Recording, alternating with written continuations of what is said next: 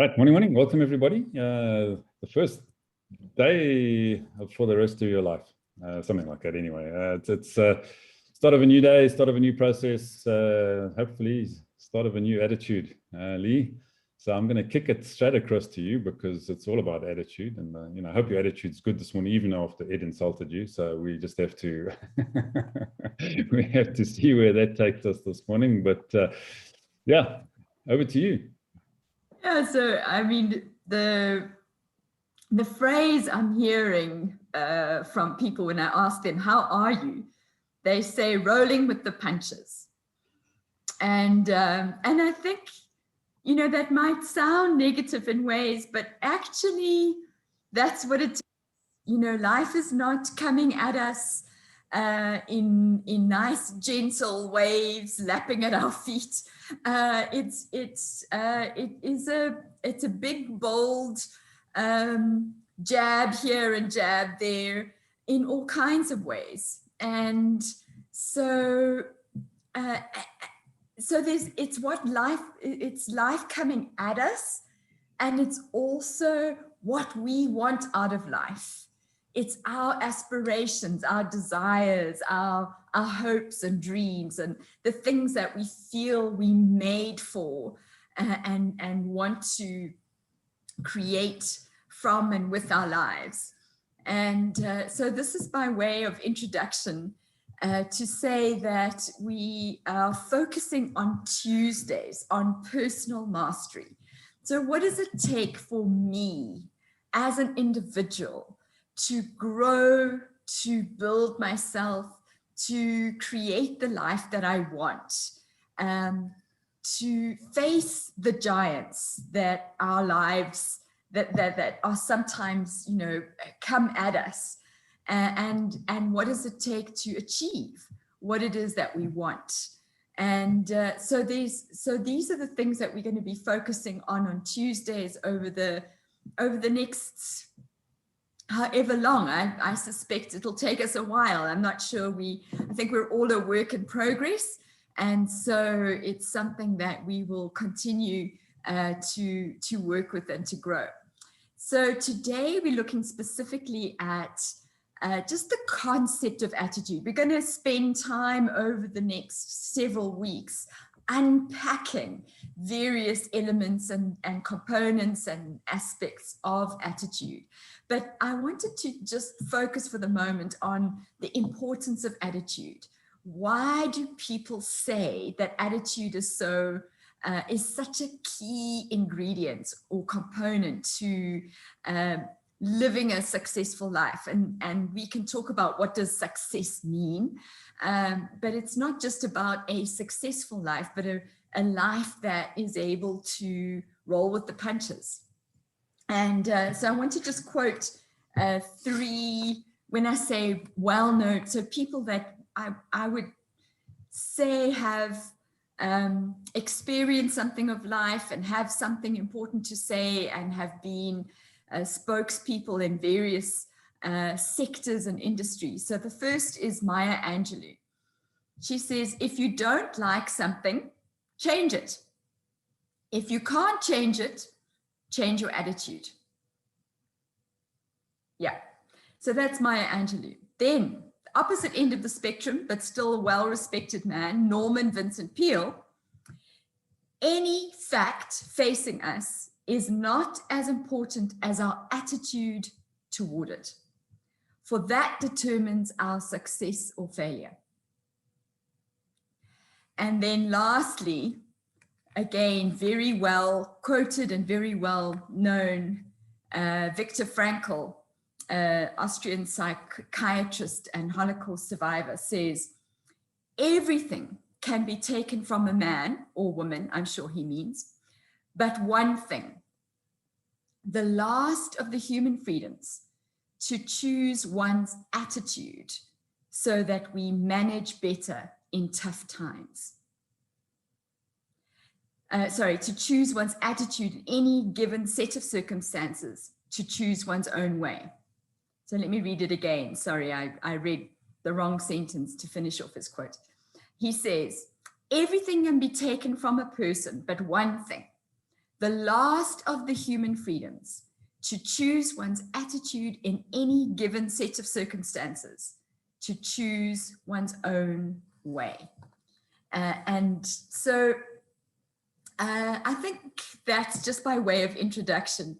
Attitude for me has been, so if I think about what attitude has difference it's made in my life, it's definitely been the switch that has moved me from I can't to I can.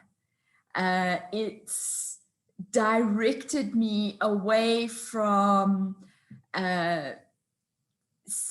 saying things are impossible, or I'm too yeah, I think I've said it in terms of I can't. There's, you know, the self-talk that creates that doubt. My attitude of the possibility of I can do it has definitely created opportunities that I would never have imagined if I hadn't had that switch that moved me in a more positive direction. So let me leave it at that, and I'd love to hear from you. What does attitude mean to you, and why do you think it's so important? Great, thanks, thanks, Lee. Right, so I think who do we put in the hot seat this morning? First, test his attitude. So Jasper, how's your attitude this morning? Morning all. Yeah, I had a physical test last week, Thursday. My mom passed on, and I'm the executor of her estate, and I have to get a letter from the master's court to appoint me as that executor so that I can do certain things.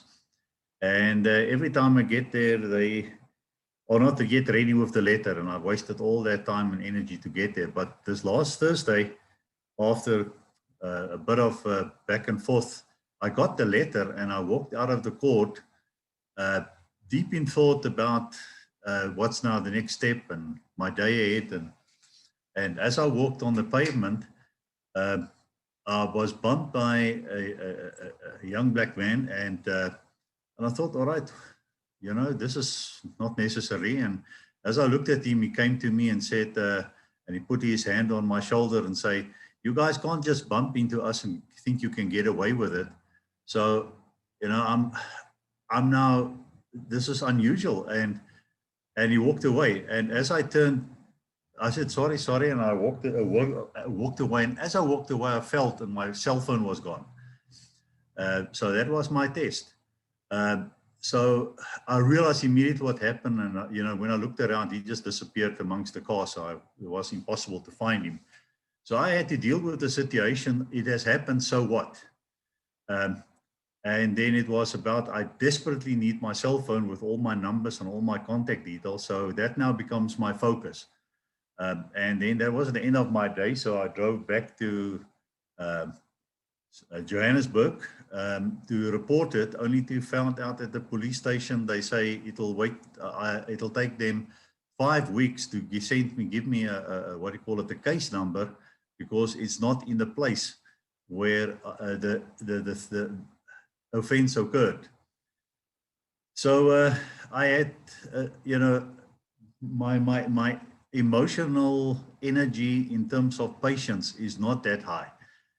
You know, if you scratch it for too deep, it just burst open. So I still contained myself and got home to find out we've switched insurances with COVID, and that phone wasn't declared on my insurance thing.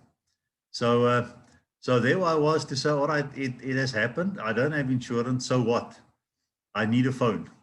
And then fortunately, we were on contracts, and there was an old phone floating around that all I had to do now was to just change the chip, what do you call it, a SIM card swap or whatever. And by the end of the evening, my phone was, or my ability to communicate and contact was restored. Because I forced myself throughout the day to try and, you know, not worry about, just focus on the next step. I had 2 other events happening that was actually ending the day for me on a good note. And apart from the phone that's lost, and now my wife, this is an old phone, but we made sure my wife's phone was put onto the insurance, because these things can happen in a blink. So that was just a physical demonstration for me to say, okay, life happens, so what? Someone once said about a guy who's got he says, you know the size of a man's world by the size of the thing that trips him up.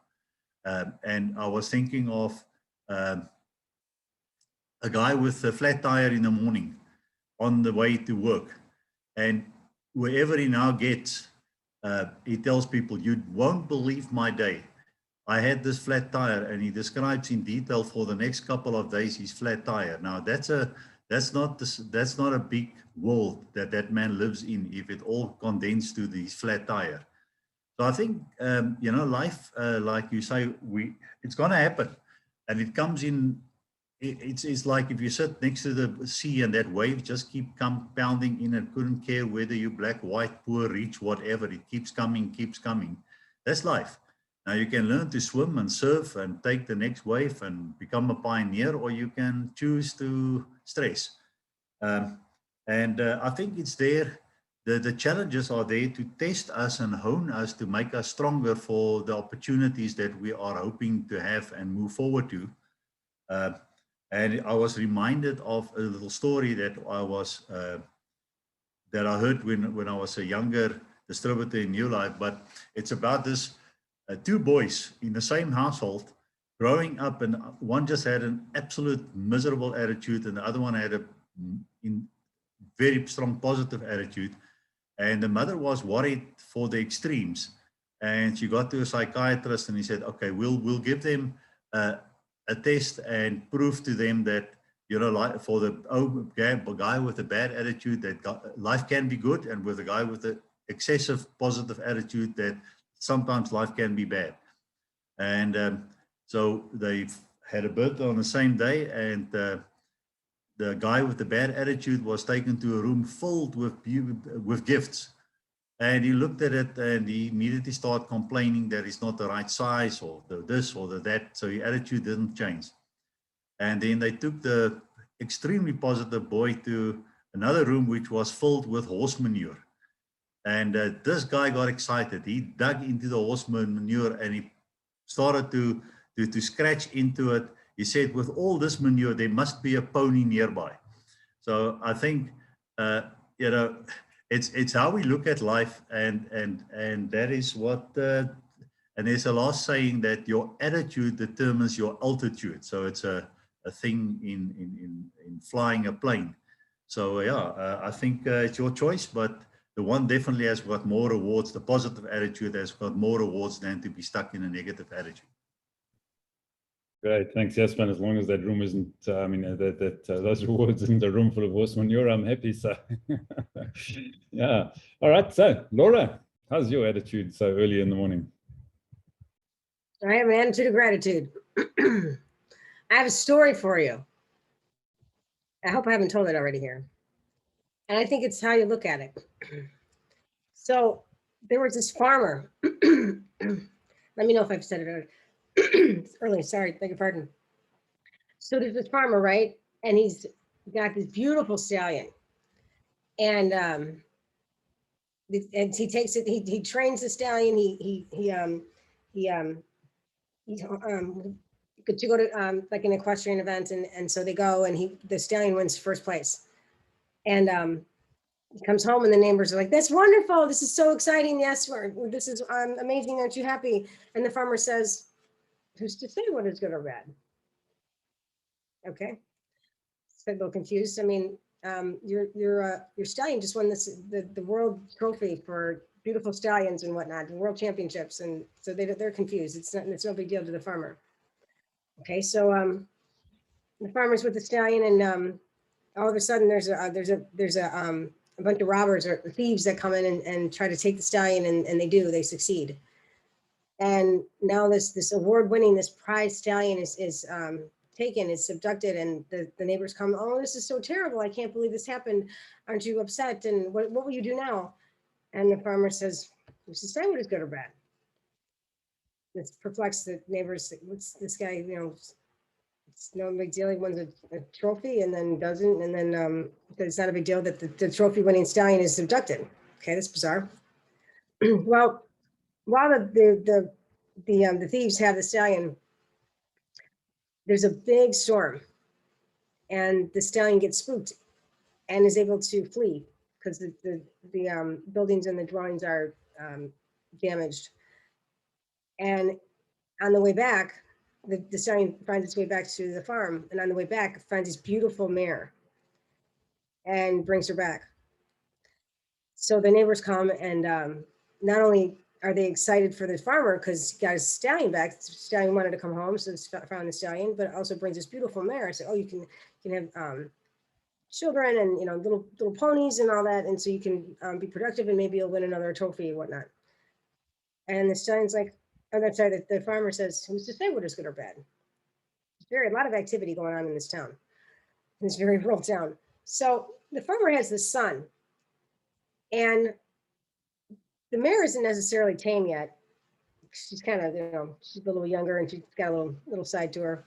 So the son tries to tame the mare, and is riding her, trying to tame her, and she gets spooked and falls. She kicks him off. The son kicks it. She kicks the son off, and the son falls and breaks his leg.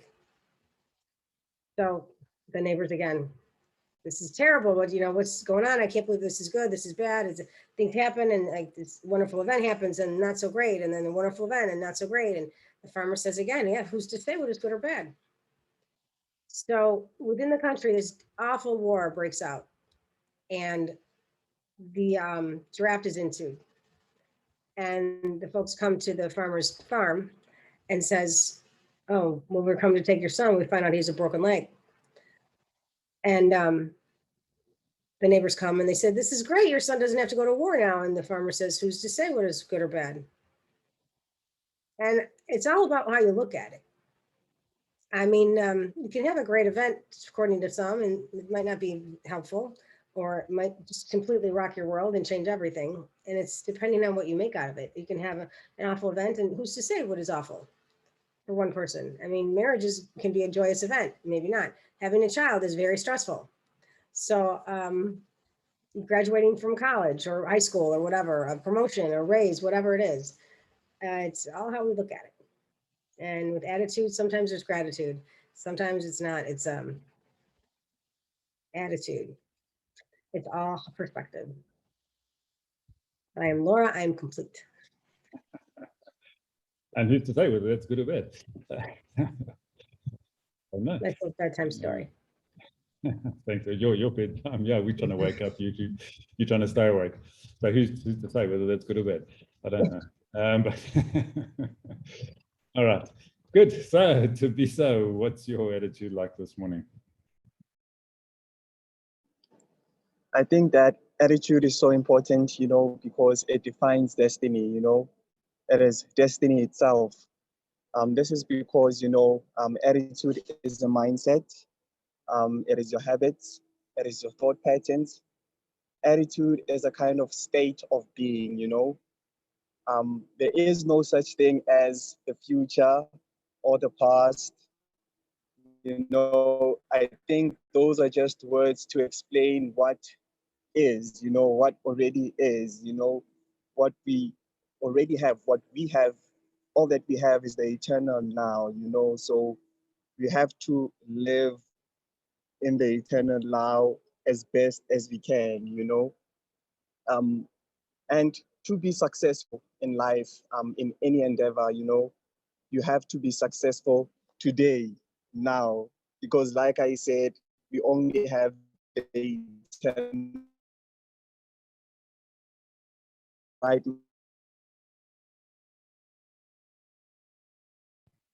Seem to be struggling with Thabiso's connectivity again. Thabiso, are you with us? No. Somebody's moving the Wi-Fi around the shopping center. It's cutting him off. So, yeah. Oh, that's. Are you there, Thabiso? You seem like you might have come back there. Let's try. I'm here. Am I clear now? Am I still there? Yeah, you with us. Let's try again. Maybe it's a Okay. good idea if we switch our videos off for a moment while you're talking. That might help. Okay. I don't know where I was, but I think I'll just maybe get back to there is no such thing as the future or past, and now we live in the eternal now. Okay. So you have to be successful today. I just lost my track of thought. Can I just go in a bit later, Ivan, please? Sure, no problem. Sure, thank you. All right, good. All right, we'll allow Thabiso to gather his thoughts. They might be in the future or the past, but maybe you can get them back to the now. I don't know, but we'll have to wait and see where that one goes. So Ed, how's the size of your world? Yeah, I got a bit confused by this to start with because I couldn't work out why ballet was so important to business success. And I thought, well, Elon Musk isn't a very good dancer, nor is Jeff Bezos. And for those of you a bit confused, attitude is actually a classical ballet position, similar to the arabesque, except your knees bent. So I thought, oh no, that can't be it. It must be something different. And then I thought, well, my daughter had plenty of attitude when she was a teenager. And that's truculent or uncooperative behavior. And I think that type of attitude is the defense mechanism, because when you're young, there's a lot of stuff going on in your brain. There's a lot of stuff coming at you and you don't want any more of it. So you put up this attitude to stop people from telling you stuff or asking you stuff. And then I thought, well, no, that's not quite right, is it? It's about a way of thinking, of feeling. And it's sort of the way we think and the way we feel affects our behavior. And there's a friend of mine, she's a personal trainer. I met her when she was an editor of a running magazine, but then she sort of changed direction and she went into personal training. She's got an online gym. She does podcasts. She does all sorts of stuff like that. And she had this little tip on YouTube. And she talks about when she's speaking to her clients and she's saying, are you going to do your workouts this week? Are you going to smash them this week? She says, very often people reply, well, I hope to, I'll try. And she says, that is not what I want to hear.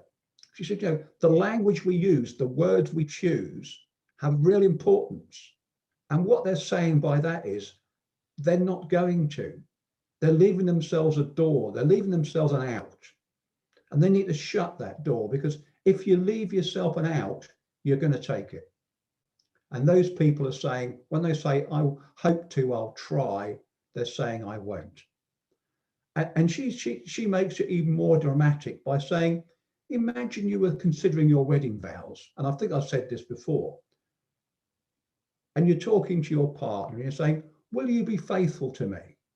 And you say, well, I'll try. I hope I will be. That's not going to cut the mustard, is it? You don't want to hear, I'll try, I'll hope to. You want to hear, I will.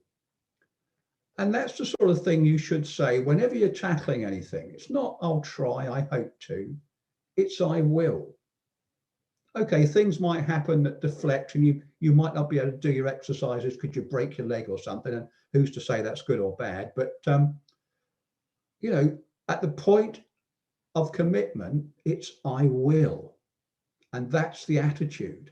And there are two other things that happened. I was doing a little bit digging around and I found perhaps the first millionaire who I think I might like. It's a guy called Freddie Figures. He's from the US. He's the only black owner of a telecoms company. And there are loads of telecom companies in the US. I don't know how many there are, but you know, there must be thousands of them. He's the only black one. He was found in a dumpster. He was thrown away as a baby in a dumpster. For the South African people, that's a refuse bin. And he was adopted by a working class family. And then he suddenly discovered computers. He could fix computers. And he invented, his dad got Alzheimer's, so he invented a device to track his dad. And he sold the patent for $2 million. His uncle died from diabetes. And he invented a device to remotely monitor people's blood sugar levels to alert loved ones. And then he realized in his rural area, no one could get 2 or 3G. So he started his own, and the big telecoms companies didn't want to come in because there are only 1,000 people in the area. So he started his own telecom company. And his whole attitude was, I can, I will. But sometimes I don't think attitude's enough. And yesterday I had a conversation with a friend. She'd lost her baby quite a few months ago. And I realized I hadn't spoken to her for some time. So I phoned her up and she's a runner, she's a blogger, she's a Canadian, she lives in London. She is positivity itself, or I should say was, because when I phoned her up and spoke to her, she was a broken woman.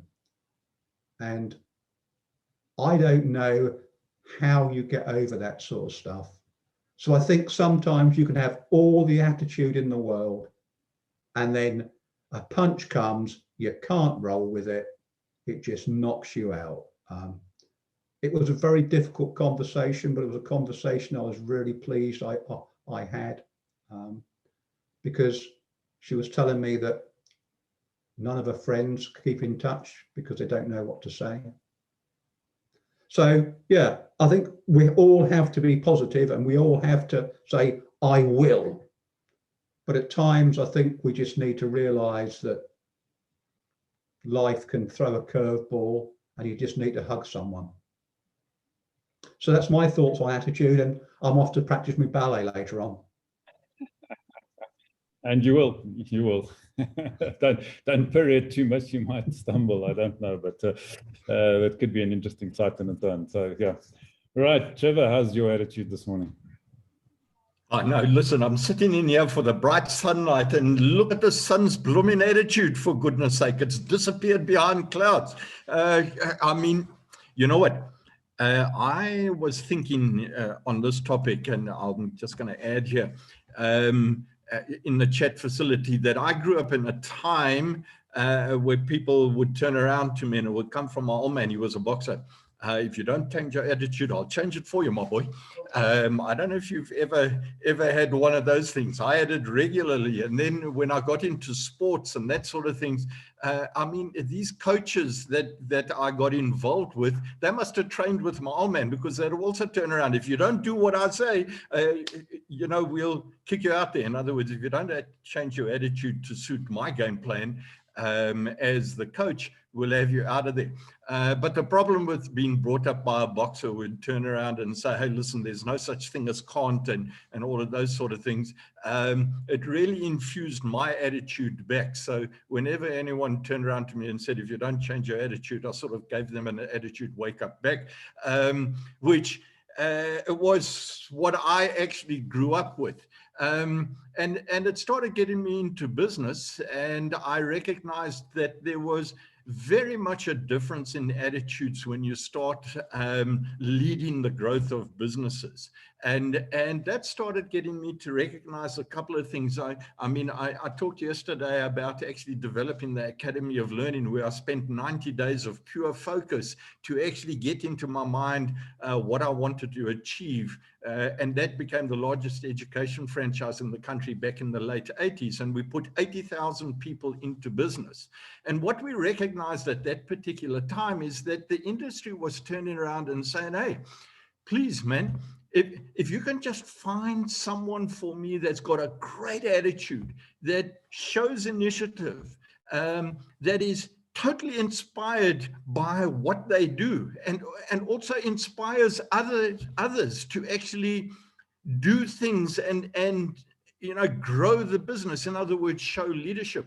And if they would just come to me with some basic business skills, and then if you could get them to actually come to me with some skills that allow them to help me take this company to a listing, we started asking the question, and it became the underpinning of wisdoms and why we're on this journey that we're on.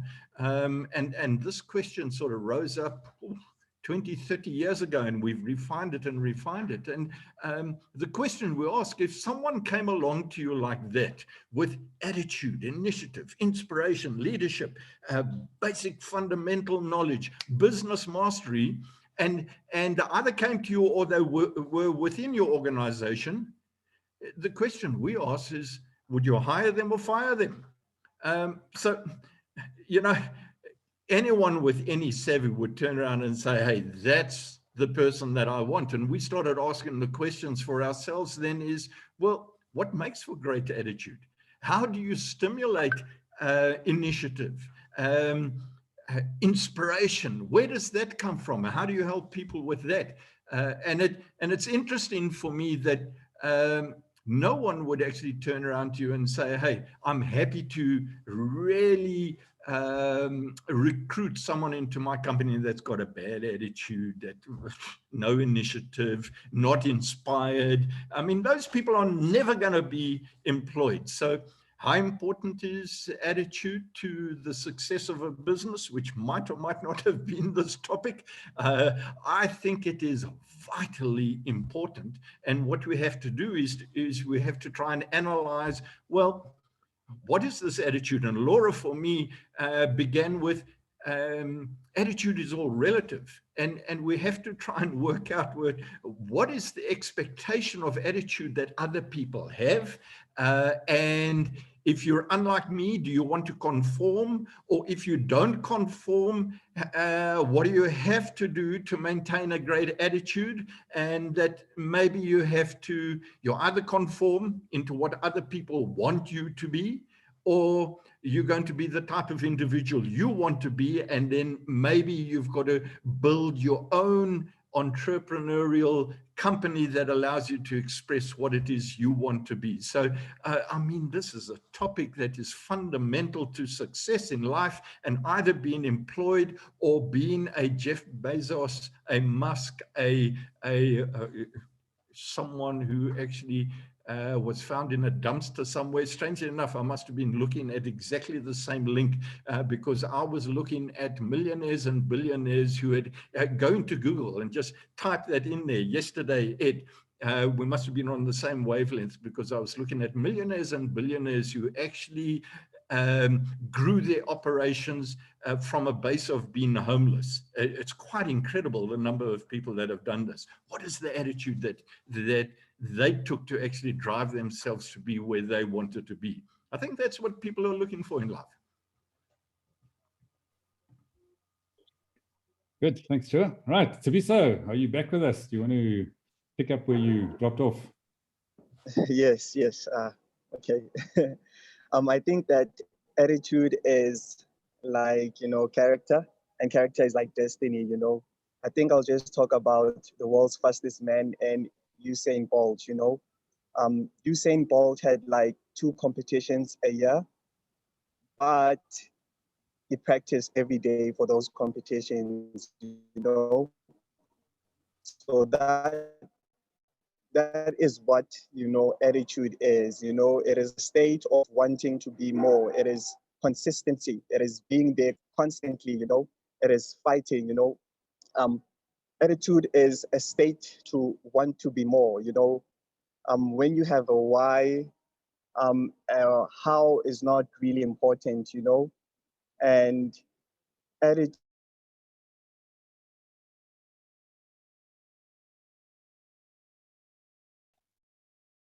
Unfortunately, it seems like we've lost him again. Okay, well,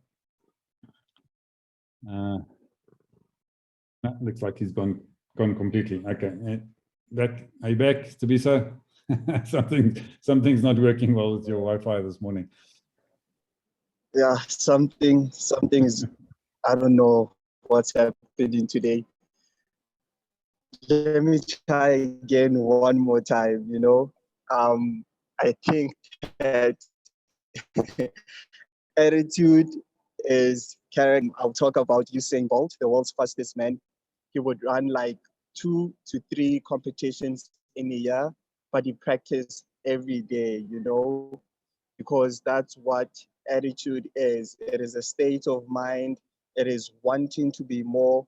It is consistency. It is being there every day, you know. Yesterday doesn't count. What counts is today. You must be the best today, tomorrow, and for eternity, you know. When you have attitude, you have a why, you know. And Nietzsche says that when you have a why, the how is not really important. You can attain what you want, you know. So when you have the right attitude, you have a why, and that why actually unlocks everything in your, you know, in your environment, and you can do what you want, you can be what you want, you know. So I think that in regards to having the right attitude is important. It is life itself, you know. Without the right attitude, you really can't move forward in the world, you know, because you need the assistance of other people to actually move up, you know. You need to be able to communicate with other people. You need to have a pleasant personality. You need to be able to be empathetic, you know, and that actually allows you to move forward, you know. That is why you need to have the right attitude. Without that, you will be stagnant, you know, and alone and isolated. And when you are isolated, you really can't do anything. So attitude is giving your best every day. It is showing up every day. Attitude is a mindset. Attitude is habits. Attitude is thought process, you know. Attitude is that never die attitude, you know. I was cut like 3 times today, but I'm still here, you know, because I have the attitude, because I am positive, you know. That's what attitude is. It is something that is within your structure of your being, you know. It is something that pushes you when there's nothing to push you.